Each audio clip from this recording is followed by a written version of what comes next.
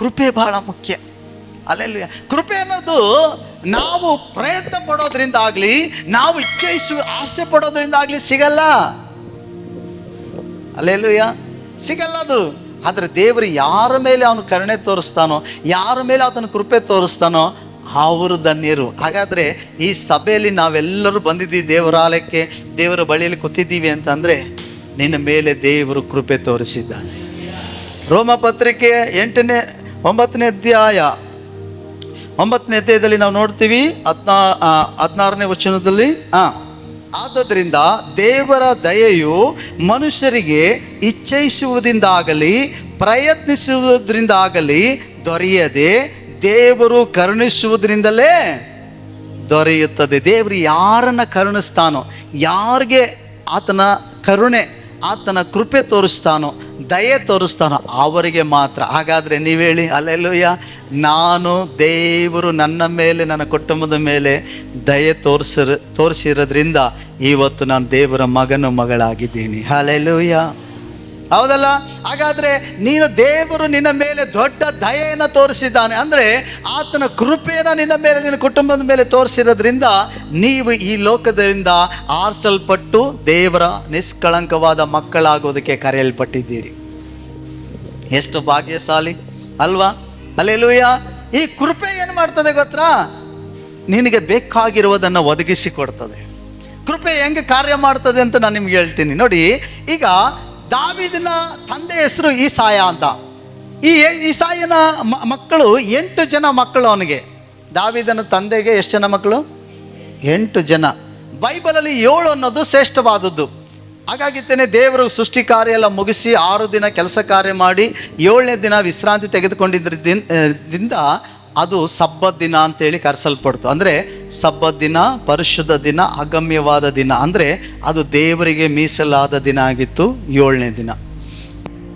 Bible ಪ್ರಕಾರ ಸಬ್ಬತ್ ದಿನ ಅಂತಂದರೆ ಶನಿವಾರ ಅವ್ರು ಯಾವ ಕೆಲಸ ಕಾರ್ಯಗಳು ಮಾಡೋಂಗಿಲ್ಲ, ಯಾವ ಹೊಲ ಗದ್ದೆಗಳಿಗೆ ಹೋಗಂಗಿಲ್ಲ, ಕಟ್ಗೆ ಆರಿಸಂಗಿಲ್ಲ, ರೆಸ್ಟ್ ತೆಗೆದುಕೊಳ್ಳಬೇಕು, ದೇವರನ್ನ ಆರಾಧಿಸಬೇಕು. ಅದು ವಿಶ್ರಾಂತಿ ದಿನವಾಗಿರ್ತದೆ. ಹಳೆ ಒಡಂಬಡಿಕೆ ಕಾಲದಲ್ಲಿ ಒಂದು ವೇಳೆ ಭಾನುವಾರ ಎತ್ತಿಗೋ ಮತ್ತು ಆಳುಗಳಿಗೋ ದುಡ್ತಕ್ಕೆ ಏನಾದ್ರು ಹಚ್ಚಿದ್ರೆ, ಅಥವಾ ಏನಾದರೂ ಕೆಲಸ ಕಾರ್ಯಕ್ಕೆ ಹೋದರೆ, ಅಥವಾ ಕಟ್ಗೆ ಆರಿಸ್ಕೊಬರಕ್ಕೆ ಹೋದರೆ, ದೇವರನ್ನು ಆರಾಧಿಸದೆ ವಿಶ್ರಾಂತಿ ತೆಗೆದುಕೊಳ್ದಿದ್ರೆ ಅವನ್ನ ಕಲ್ಲೆಸೆದು ಕೊಲ್ಲಬೇಕು ಅಂತ ದೇವರ ಕಟ್ಟಲೆ ಇತ್ತು. ಸಾಯಿಸ್ಬಿಡ್ತಿದ್ರು ಕಲ್ಲೆಸೆದವನ್ನ, ಕಲ್ಲಲ್ಲೇ ಸಮಾಧಿ ಆಗಿಬಿಡ್ತಿತ್ತು. ಹಲ್ಲೆಲೂಯಾ. ಅರ್ಥ ಇದ್ದಿತ್ತು ನಾನು ಹೇಳೋದು? ಹಲ್ಲೆಲೂಯಾ. ಹಾಗಾದರೆ 7 ಅನ್ನೋದು ಬಹಳ ಶ್ರೇಷ್ಠವಾಗಿದೆ. 7 ಅನ್ನೋದು ದೇವರಿಗೆ ಮೀಸಲಾದದ್ದು. ಹಾಗಾಗಿತ್ತೇನೆ 7 ಅನ್ನೋ ಅಂಕಿಯನ್ನು ಇಸ್ರಾಯೇಲರು ಭಾಳ ತೆಗೆದುಕೊಳ್ತಾರೆ. ಅದಕ್ಕೆ ನೋಡಿ 7 ಮುದ್ರೆಗಳು, 7 ತುತ್ತೂರಿ ಧ್ವನಿಗಳು, ಪ್ರಕಟಣೆ ಅಧ್ಯಾಯದಲ್ಲಿ ಹೇಳ್ತದೆ 7 ನಕ್ಷತ್ರಗಳು. ನೋಡಿ 7 ಅನ್ನೋದು ಬರ್ತದೆ. 7 ಅನ್ನೋದು 40 ಅನ್ನೋದು ಬೈಬಲ್ ಒಂದು ವಿಶೇಷವಾದ ಅಂಕಿಗಳು, ಕೆಲವೊಂದು ಅಂಕಿಗಳು. ಹಾಗಾಗಿತ್ತೇನೆ 7 ಅನ್ನೋದು ಶ್ರೇಷ್ಠತೆ ಅಲ್ವಾ? ದಾವೀದನು ಲಾಸ್ಟ್ನೇ ಮಗನಾಗಿದ್ದಾನೆ. ದಾವೀದ ಲಾಸ್ಟ್ನೇ ಮಗನಾಗಿರೋದ್ರಿಂದ ತಂದೆ ಏನು ಮಾಡಿದ್ದಾನೆ, ಆ ಕುಟುಂಬದಲ್ಲಿ ಏನಾಗಾನೆ, ದಾವೀದ ತಿರಸ್ಕಾರಕ್ಕೆ ಒಳಗಾಗಿದ್ದಾನೆ. ಯಾವುದಕ್ಕೆ ಒಳಗಾಗಿದ್ದಾನೆ? ತಿರಸ್ಕಾರಕ್ಕೆ. ಅದಕ್ಕೆ ನೋಡಿ, ನಮ್ಮ ಮನೇಲಿ ಏನಾದರೂ ಲಾಸ್ಟು 2, 3, 4 ಜನ, 5 ಜನ, 6 ಜನ, 7 ಜನ ಹುಟ್ಲಿ ಅಲ್ವಾ, ಯಾರನ್ನ ನಾವು ಪ್ರೀತಿ ಮಾಡ್ತೀವಿ ಹೆಚ್ಚಾಗಿ? ಲಾಸ್ಟ್ನವನಲ್ವಾ? ಯಾಕಂದರೆ ಅವನು ಸಣ್ಣವನಾಗಿದ್ದಾನೆ ಅಲ್ವಾ? ಅವನು ಎಲ್ಲರಿಗಿಂತ ಸಣ್ಣವನಾಗಿದ್ದಾನೆ. ನಾವು ಪ್ರೀತಿ ತೋರಿಸ್ತೀವಿ. ಮತ್ತು ಅವನಿಗೆ ಯಾವುದೇ ಕೆಲಸ ಕಾರ್ಯಗಳು ಹಚ್ಚಲ್ಲ, ಯಾವುದೇ ಕೆಲಸ ಕಾರ್ಯಗಳು ಕಳಿಸಲ್ಲ. ನೀನು ದೊಡ್ಡವನಲ್ವ, ನೀನು ಮಾಡು, ನೀನು ದೊಡ್ಡವಳಲ್ವ, ನೀನು ಮಾಡು ಅಂತ ಬೈರಿಯೊಳಗು ಅವ್ರ ಮಧ್ಯದಲ್ಲಿ ಇರೋ ಇನ್ನೊಬ್ರಿಗೆ ಹೇಳ್ತೀವಿ. ಸಣ್ಣವ್ರನ್ನ ಪ್ರೀತಿ ಮಾಡ್ತೀವಿ, ಯಾವ ಕೆಲಸ ಕಾರ್ಯಗಳು ಮಾಡೋಕ್ಕೂ ಒಪ್ಪಿಸ್ಕೊಡಲ್ಲ. ಮತ್ತು ಏನಂತೆ, ಅವ್ರು ಸಣ್ಣವಳು, ಅವಳು ಗೊತ್ತಾಯ್ಕಿಲ್ಲ ಅಂತ ಹೇಳಿ ತಲೆ ಸಾವ್ರಿ ಕುಣಿಸಿರ್ತೀವಿ. ಆದರೆ ಎಲ್ಲವೂ ಗೊತ್ತಿರ್ತಾವ ಅವ್ರಿಗೆ. ಸಣ್ಣವ್ಗೆ ಯಾರು ಗೊತ್ತಿಲ್ಲ? ಹಿರಿಯಕ್ಕೆ ಏನಾದರೂ ಅಪ್ಪ ಹಾಕಿರೋದು ಹಿಂಗೆ ಬೆಳ್ಳು ಹಾಕಿದ್ರೆ ಹಂಗೆ ಚಿಪ್ತವೆ. ಈ ಸಣ್ಣವು ಬೆಳ್ಳು ತೋರಿಸಿದ್ರೆ ಹಸ್ತನೇ ನುಂಗ್ಬಿಟ್ಟಿರ್ತವೆ. ನಾಳೆ ಅವನ್ನ ಅಪ್ಪನ್ನ ಎಲ್ಲ ಮೀರಿಸಿ ಹೋಗ್ಬಿಟ್ಟಿರ್ತಾವೆ. ಸಣ್ಣವರಲ್ವ ಅಂತ ಮುದ್ದು ಮಾಡಿ ಪ್ರೀತಿ ತೋರಿಸಿ ತಲೆ ತಿರ್ದಿದ್ದೀವಿ. ಲಾಸ್ಟ್ನಾಗ ಅವೇ ಎಲ್ಲ ಅದಕ್ಕಿಂತ ಸ್ಟ್ರಾಂಗ್ ಆಗಿರೋದು. ನಿಂಗೇನು ಗೊತ್ತಿಲ್ಲ, ಕುತ್ಕೊಳಕ ಸುಮ್ಮನೆ. ನನಗೆ ಗೊತ್ತಿಲ್ಲ ಅಂತ ನಾನು ಹಿರಿಯಳು. ನಿನ್ಗೆ ಹಿರಿಯಳಾದ್ರೇನು? ಹಿರಿಯನಾದ್ರೇನು? ನಿಂಗೇನು ಗೊತ್ತಿತ್ತು? ಪಟಾಕಿ ಥರ ಸಿಡಿತಾ ಇರ್ತಾವೆ, ಎಲ್ಲ ಮುಂದೆ ಮಾಡ್ತಾ ಇರ್ತಾವೆ. ಹಲ್ಲೆಲೂಯಾ. ಎಲ್ಲಾದ್ರಲ್ಲೂ ಆಟದಲ್ಲಿ, ಊಟದಲ್ಲಿ, ಆಟ ಆಡೋದ್ರಲ್ಲಿ, ಸುಳ್ಳು ಹೇಳೋದ್ರಲ್ಲಿ, ಏಮಾರಿಸೋದ್ರಲ್ಲಿ, ಕಳ್ತನ ಚುರುಕು ಮಂಡತನ ಮಾಡೋದ್ರಲ್ಲಿ, ಹಂಗೆ ಏಮಾರಿಸೋದ್ರಲ್ಲಿ, ದಾವಿದ ಹಂಗಿತ್ತಿಲ್ಲ. ಅಲ್ಲೆಲ್ಲೂಯ, ದಾವಿದ ಹಂಗಿತ್ತಿಲ್ಲ. ಹಿರಿ ಮಕ್ಕಳೆಲ್ಲ ಒಂಥರ ಮಂಡ್ರಗಪ್ಪೆ ಇದ್ದಂಗೆ, ಒಳ್ಳೆ ಮಂದಗಳ ಥರ. ಎರಡೂ ನೋಡಿ ಎಷ್ಟು ಚುರುಕಾಗಿರ್ತವೆ, ಹಂಗೆ ಕರ ಕರ ಕರ ಕರ ಅಂತ ತಿರುಗ್ತಾ ಇರ್ತವೆ. ಅಲ್ಲೆಲ್ಲೂಯ ಅಲ್ವಾ? ಆದರೆ ಕೆಲವರು ಒಳ್ಳೆತನಕ್ಕೆ ಉಪಯೋಗಿಸ್ಕೊಳ್ಳಲ್ಲ, ಅವರು ಬುದ್ಧಿಗಳು ಒಳ್ಳೆತನಕ್ಕೆ ಉಪಯೋಗಿಸ್ಕೊಳ್ಳಲ್ಲ. ದಾವಿದ 8ನೇ ಮಗ, ಆದರೆ ಆ ಮನೇಲಿ ಅವನಿಗೆ ಪ್ರೀತಿ ಸಿಗಬೇಕಾಯಿತು, ಆದರೆ ಅವನ್ನ ಕೆಲಸ ಕಾರ್ಯಗಳು ಕಳಿಸ್ಬಾರ್ದಾಗಿತ್ತು, ಯಾಕಂದರೆ ಕಡೆ ಮಗ ಅಲ್ವಾ. ಆದರೆ 7 ಅನ್ನೋ ಅಂಕೆ ಶ್ರೇಷ್ಠವಾಗಿ ಇದ್ದಿದ್ದರಿಂದ ಏನೋ ನಾನು ಅಂದ್ಕೊಳ್ತೀನಿ, ತಂದೆ ಅವನ ತಿರಸ್ಕಾರಕ್ಕೊಳ ಮಾಡಿದ್ದಾನೆ. ಅವನ ಕುರಿ ಕಾಯಕ್ಕೆ ಹಾಕ್ಬಿಟ್ಟಿದ್ದಾನೆ. ನೀನು ಲಾಸ್ಟನ್ನು ಕುರಿ ಕಾಯಕ್ಕೆ ಹೋಗ ಅಂತ. ಅಲ್ಲೆಲ್ಲೂಯ್ಯ, ಕುರಿ ಕಾಯಕ್ಕೆ ಹೋಗಿ. ಅದು ನೋಡಿ, ಲಾಸ್ಟ್ನೇ ಮಕ್ಕಳು ನಾವು ಎಷ್ಟು ಪ್ರೀತಿ ಮಾಡ್ತೀವಿ. ಕುರಿ ಕಾಯಕ್ಕೆ ಎಲ್ಲಿ ಕಳಿಸ್ತಾ ಇದ್ದಾನೆ?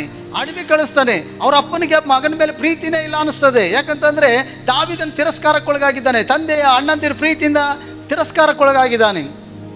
ಅರಣ್ಯದಲ್ಲಿ ಕುರಿ ಮೇಯಿಸ್ಬೇಕಾದ್ರೆ ಕರಡಿಗಳು ಬರ್ತದೆ. ಅವನೇ ಹೇಳ್ತಾನೆ, ಕರಡಿಗಳು ಬರ್ತಂತೆ, ಸಿಂಹ ಬಂತಂತೆ, ತೋಳಗಳು ಬಂತಂತೆ. ಒಂದು ವೇಳೆ ಆ ತಂದೆಗೆ ಜವಾಬ್ದಾರಿಕೇನೇ ಇಲ್ಲ. ಅಯ್ಯೋ, ಒಂದು ವೇಳೆ ಮರಿ ಕಚ್ಚೋದ್ರಲ್ಲಿ ನನ್ನ ಮಗನ ಕಚ್ಚಿಬಿಟ್ರೆ, ಒಂದು ವೇಳೆ ಅವ್ನು ನನ್ನ ಮಗನ ಕೊಂದ್ಬಿಟ್ರೆ ಆ ಭಯನೇ ಇಲ್ಲ. ಎಲ್ಲಿ ಕಳಿಸ್ತಿದ್ದಾನೆ? ಅಡವಿ ಕಳಿಸ್ತಿದ್ದಾನೆ. ಸತ್ರ ಸಾಯ್ಲಿ ಬಿಡು ನನ್ನ ಮಗ ಅಂತ ದಾವಿದನನ್ನ. ಅಲ್ಲೆಲ್ಲೂಯ್ಯ, ಯೋಚನೆ ಮಾಡಿ. ಆದರೆ ದಾವಿದನ ಮೇಲೆ ದೇವರ ಕೃಪೆ ಬಂತು.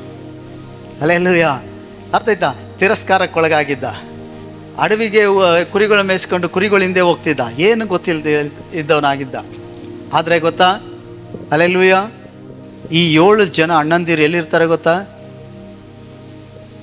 ಅರಸನಾದ ಸೌಲನ ಜೊತೆ ಆರ್ಮಿಲಿರ್ತಾರೆ, ಅವರು ಸೈನ್ಯದಲ್ಲಿ ಇರ್ತಾರೆ. ಅವರು ಸೈನಿಕ ಸೇರ್ಕೊಂಡಿರ್ತಾರೆ, ಮಿಲ್ಟ್ರಿಗೆ ಸೇರ್ಕೊಂಡ್ಬಿಟ್ಟವ್ರು. ಆಲೇ ಅವ್ರಿಗೆ 7 ಜನಕ್ಕೂ ಕೆಲಸ ಸಿಕ್ಬಿಟ್ಟೈತೆ, ಸೆಂಟ್ರಲ್ ಗೌರ್ಮೆಂಟ್ ಕೆಲಸ. ಆರ್ಮಿ ಅದೇ ಅಲ್ವ ತಾನೆ? ಮಿಲ್ಟ್ರಿ ರಾಜ್ಯ ಸರ್ಕಾರ ಅಲ್ಲ, ಅದು ಕೇಂದ್ರ ಸರ್ಕಾರ. ಯೋಚನೆ ಮಾಡಿ, ಇಲ್ಲಿಗಿಂತನೂ ಭಾಳ ಪಗಾರ ಜಾಸ್ತಿ. 7 ಜನನೂ ಸೆಲೆಕ್ಟ್ ಆಗಿಬಿಟ್ಟವ್ರೆ.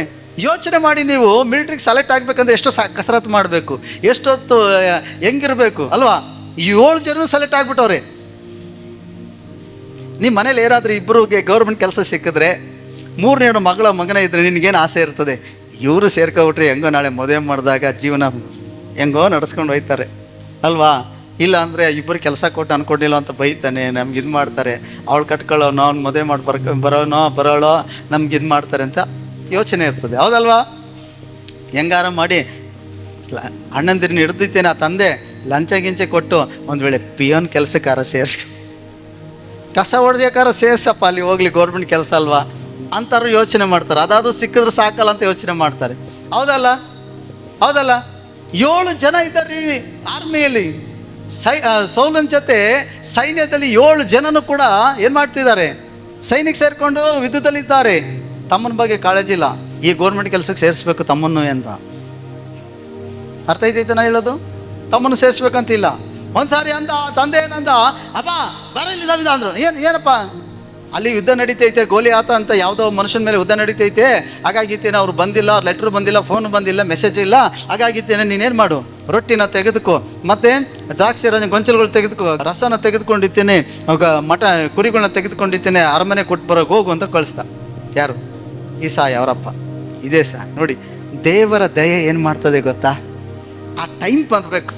ಆ ಟೈಮ್ ಬಂದರೆ ನಿನ್ನ ಮೇಲಿರೋಂಥ ದೇವರ ಕೃಪೆ ಎಲ್ಲಿ ತಗೊಂಡೋಗಿ ನಿಲ್ಲಿಸ್ತದೆ ನಿನಗೆ ಅಂದರೆ ನೀನು ಊಹಿಸಿರೋಕ್ಕೆ ಆಗಲ್ಲ. ನೀನು ಕನಸು ಮನಸ್ಸಲ್ಲಿ ಯೋಚನೆ ಮಾಡಿಲ್ಲ. ದಾವೀದ ತಿರಸ್ಕಾರಕ್ಕೊಳಗಾಗಿದ್ದಾನೆ. ಈತನ ಜೀವನ ಹಂಗೆ. ಅವ್ರ ಅಪ್ಪ ಕನಸು ಮನಸ್ಸಲ್ಲಿ ಯೋಚನೆ ಇಲ್ಲ, ಇರಲಿ ಬಿಡು, ಹೆಂಗೋ ಮನೆ ಕೆಲಸ ಮಾಡ್ತಾನಲ್ಲ, ಹೆಂಗೋ ಕುರಿ ಮೇಯಿಸ್ತಾನಲ್ಲ, ಹೆಂಗೋ ಬೇಕಲ್ಲ, ಅವ್ರು ಹೆಂಗೋ ಗೌರ್ಮೆಂಟ್ ಕೆಲಸದಲ್ಲಿ ಇದ್ದಾರಲ್ಲ, ಇರಲಿ ಬಿಡು ಅವ್ರ ಜೀವನ, ಒಬ್ಬನಾದ್ರೂ ಇರಲಿ ಅತೆಗೆ, ಇಲ್ಲಿರೋದೆಲ್ಲ ಸಂಭಾಳಿಸ್ಕೊಂಡು ಹೋಗಲಿ, ನೋಡೋದ ನಾಳೆ ಹಂಗೆ ಬಂದಮೇಲೆ ಯಾರೋ ಒಂದು ನೋಡಿತೇನೆ, ನೋಡಿತೇನೆ, ಯಾವುದು ಹಿಂದೆ ಮುಂದೆ ತಿವಿದೆ ಒದಿದೆ ಇರೋಂಥ ಹುಡುಗಿ ತಂದು ಮದುವೆ ಮಾಡಿಬಿಟ್ಟು ಹೆಂಗೋ ಕಳಿಸ್ಬಿಡೋಣ, ಏನೋ ಮಾಡೋಣ ಅಂತ ಆಲೋಚನೆ ಮಾಡ್ಕೊಂಡಿದ್ನೇನೋ. ಆದರೆ ಅವನ ಮೇಲಿದ್ದ ಅಭಿಷೇಕ, ದಾವೀದನ ಮೇಲೆ ಅವನ ಮೇಲಿದ್ದಂಥ ದೇವರ ಏನಂತೆ ಕೃಪೆ ಆ ರೀತಿ ಆಗಿತ್ತಿಲ್ಲ. ಅಲ್ಲೆಲ್ಲೂಯ್ಯ. ಯಾವಾಗ ಅರಮನೆಗೆ ಹೋಗಿದ್ದು ಕೊಟ್ಟು ಬಂದು ನೋಡಿ, ಆ ಸಮಯ ಬಂತು, ಕೃಪೆ ಏನು ಮಾಡ್ತು ಗೊತ್ತಾ? ಇವನ್ನ ಕರ್ಕೊಂಡು ಬಂದು ಎಲ್ಲಿಗೆ ನಿಲ್ಲಿಸ್ತು? ರಣರಂಗ ಭೂಮಿಲಿ ನಿಲ್ಲಿಸ್ಬಿಡ್ತು. ಅಲ್ಲೆಲ್ಲೂಯ್ಯ. ರಣರಂಗ ಭೂಮಿಲಿ ನಿಲ್ಲಿಸ್ಬಿಡ್ತು. ಯಾಕಂದ್ರೆ ಯುದ್ಧ 40 ದಿನ. ಗೋಲಿಯಾತನು ಏನು ಹೇಳ್ತಿದ್ದಾನೆ? ಬರಲೇ ನೋಡೇ ಬಿಡೋಣ ಒಂದು ಕೈ. ನೀವು ಯಾರಾದ್ರೂ ನನ್ನೊಬ್ಬನ ಸೋಲಿಸ್ರಿ ಸಾಕು, ನಮ್ಮ ಸೈನ್ಯ ಅಲ್ಲ, ನೀನು ನನ್ನನ್ನು ಸೋಲಿಸು, ನಮ್ಮ ಸೈನ್ಯ ಎಲ್ಲ ನಿಮಗೆ ದಾಸರಾಗಿರ್ತಾರೆ. ಇಲ್ಲ ನಾನೇನಾದರೂ ನೀವು ಕಳಿಸಿದ ವ್ಯಕ್ತಿ ನನ್ನ ಸೋಲ್ಸೋಕ್ಕಾಗಿಲ್ಲ ಅಂದರೆ ನೀವೆಲ್ಲ ನನಗೆ ದಾಸರಾಗಿರಬೇಕು ಅಂತ ಕೆಟ್ಟಕೊಳಕ ಬೈತಾವನೆ.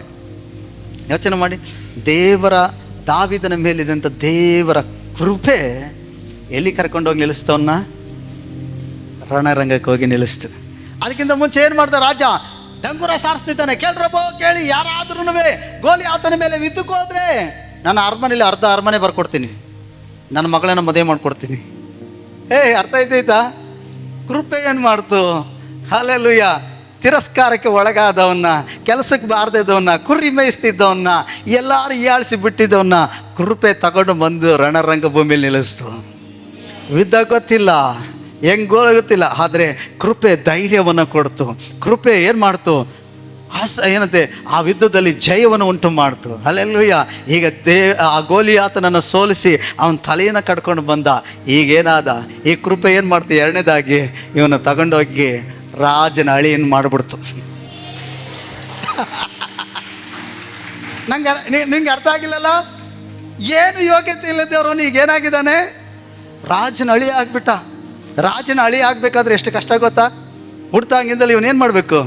ಕತ್ತಿ ಇಟ್ಕೊಂಡಿರ್ತೀನಿ, ಎಲ್ಲ ಕಲಿತಿರ್ಬೇಕು, ವಿದ್ಯೆಗಳನ್ನೆಲ್ಲ ಅಲ್ವಾ? ರಾಜ್ಯಭಾರ ಆಳೋದು ಕಲಿತಿರ್ಬೇಕು. ಆತೈತಾ? ಶತ್ರುಗಳು ಹೆಂಗೆ ಬರ್ತಾರೆ, ಹೆಂಗೆ ಅವ್ರನ್ನೆಲ್ಲ ಗೆಲ್ಲೋದಕ್ಕೋಸ್ಕರ ಶಸ್ತ್ರಾಸ್ತ್ರಗಳು ಎಲ್ಲವನ್ನು ಪಾಠ ಕಲ್ತಿರ್ಬೇಕು ಅವನು ಸಣ್ಣ ವಯಸ್ಸಿನಿಂದನೇ. ಕೃಪೆ ಅವೇನು ಮಾಡ್ತು? ಅವೇನು ಮಾಡಿಲ್ಲ. ಕೃಪೆ ಏನು ಮಾಡ್ತು? ರಾಜನ ಅಳಿ ಏನು ಮಾಡಾಕ್ಬಿಡ್ತು. ಕುರಿ ಕಾಯ್ತಿದ್ದ ವ್ಯಕ್ತಿನ ತಗೊಂಡೋಗಿ ಕೃಪೆ ಏನು ಮಾಡಲಿಲ್ಲ? ಒಂದು ಪ್ಯೂನ್ ಆಗಿ ಕೆಲಸಕ್ಕೆ ಸೇರಿಸ್ಲಿಲ್ಲ. ಹಲ್ಲೆಲೂಯ. ಅರ್ಥ ಆಯ್ತಾ? ಆರ್ಮೇಲೆ ಬರೋಂಥ ಕುದುರೆ ಮೇಲೆ ಓಡೋರು ಕುದುರೆ ಪಾಲಿಸ್ ಮಾಡೋಕ್ಕೆ, ಕುದುರೆ ಮೈ ತೊಳೆಯೋಕ್ಕಾಗಿ ಇಡಲಿಲ್ಲ, ಕಸ ಹೊಡೆಯೋಕ್ಕೆ ಇಡಲಿಲ್ಲ. ರಾಜನ ಮಗಳಿಗೆ ಅಳಿಯನಾಗಿ ಗಂಡನಾಗಿ ಇಡ್ತು ದೇವರ ಕೃಪೆ. ಇದೇ ದೇವ್ರ ಕೃಪೆ ಮಾಡೋದು. ದೇವ್ರ ಕೃಪೆ ಎಷ್ಟು ಚೆನ್ನಾಗೈತೆ ನೋಡಿ. ಏನೂ ಇಲ್ಲ, ದೇವ್ರನ್ನ ಅಲ್ಲಿಗೆ ಸ್ಥಾನಕ್ಕೆ ತಗೊಂಡು ಹೊಂಟೋಗ್ಬಿಡ್ತು. ಹಲ್ಲೆಲೂಯ. ಅಷ್ಟೇ ಅಲ್ಲ, ಮೂರನೇದಾಗಿ ಕೃಪೆ ಏನು ಮಾಡ್ತು ಗೊತ್ತಾ? ಸೌಲನ ಮಗನಾದ ಯೋನಾತಾನನ ಜೊತೆ ದಾವೀದನಿಗೆ ಅವನಿಗೆ ಪ್ರಾಣಕ್ಕಿಂತಲೂ ಹೆಚ್ಚಾಗಿ ಪ್ರೀತಿಸುವ ಸ್ನೇಹ ಸಿಕ್ಬಿಡ್ತು. ಹಲ್ಲೆಲೂಯ. ನೋಡಿ ಎಷ್ಟು ಸಾಮರ್ಥ್ಯ.